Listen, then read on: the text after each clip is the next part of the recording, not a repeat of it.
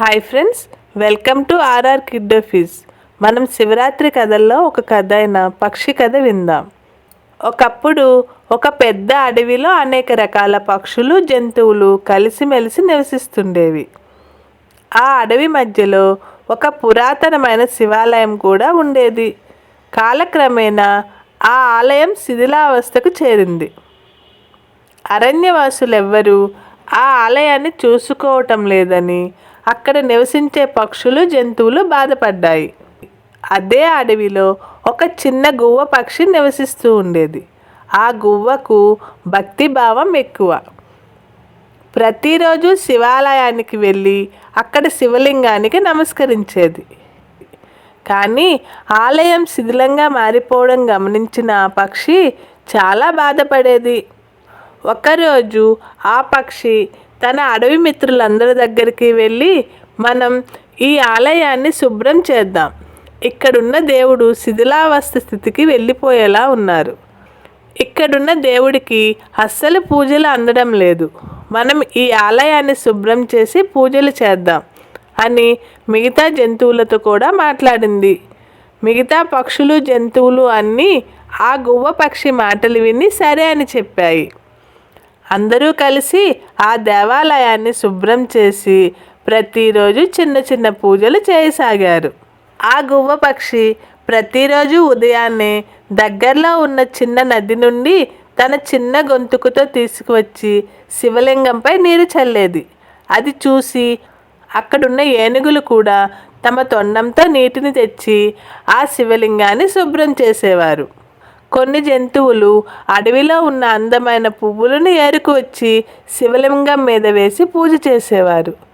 అది చూసిన మిగతా కొన్ని జంతువులు అడవిలో ఉన్న అందమైన పుష్పాలను ఏరి తెచ్చి శివలింగం మీద పెట్టి అభిషేకం చేసేవారు.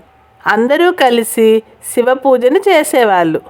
ఆ తర్వాత జంతువులన్నీ కలిసి ఆలయం చుట్టూ ఉన్న పళ్ళు, తొక్కలు, ఆకులు, చెత్త చెదారం ఏమీ లేకుండా శుభ్రం చేసేవి. ఇలా రోజులు గడుస్తుండగా ఒకరోజు ఆ అడవికి పక్కనే ఉన్న రాజ్యం నుండి ఒక రాజు వేట కొరకు వచ్చాడు.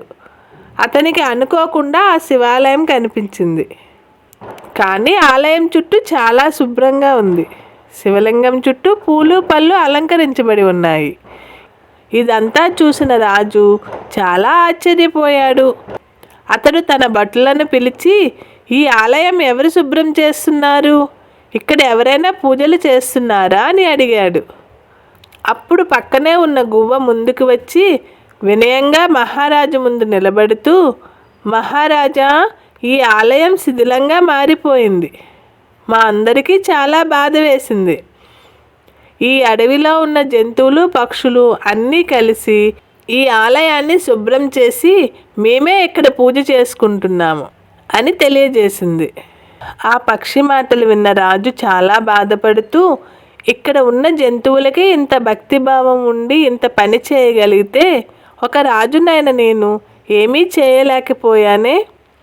నాకున్న శక్తి, ధనం దేనికి పనికి రావా అని ఆలోచించి, నేను ఇక్కడ గుడిని బాగు చేస్తాను అని ఆ పక్షికి, జంతువులకి మాట ఇచ్చాడు. ఆ తరువాత రాజు తన శక్తిని, ధనాన్ని ఉపయోగించి ఆ ఆలయాన్ని మరింత గొప్పగా తయారు చేశాడు.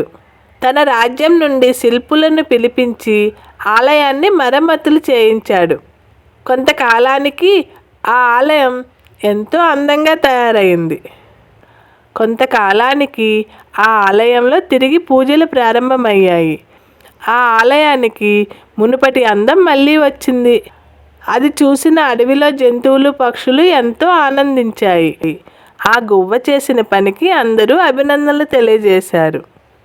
గువ్వ చేసిన పనికి శివుడు కూడా జంతువుల్ని, పక్షులని అందరినీ ఆశీర్వదించారు. ఈ కథలో నీతి ఏంటంటే, నిస్వార్థంతో ఎంత చిన్న సాయమైనా అది గొప్ప మేలు అవుతుంది. నిజమైన భక్తి అంటే దేవాలయంలో అర్చనలు చేయడమే కాదు, మన పరిసరాలను శుభ్రంగా ఉంచడం, మన తోటి వారిని గౌరవించడం. ఈ కథ మీ అందరికీ నచ్చిందా? నచ్చితే లైక్ చేసి, షేర్ చేసి, కామెంట్ చేయండి. అలాగే మా ఛానల్ని సబ్స్క్రైబ్ చేయడం మర్చిపోవద్దు. Thanks for watching.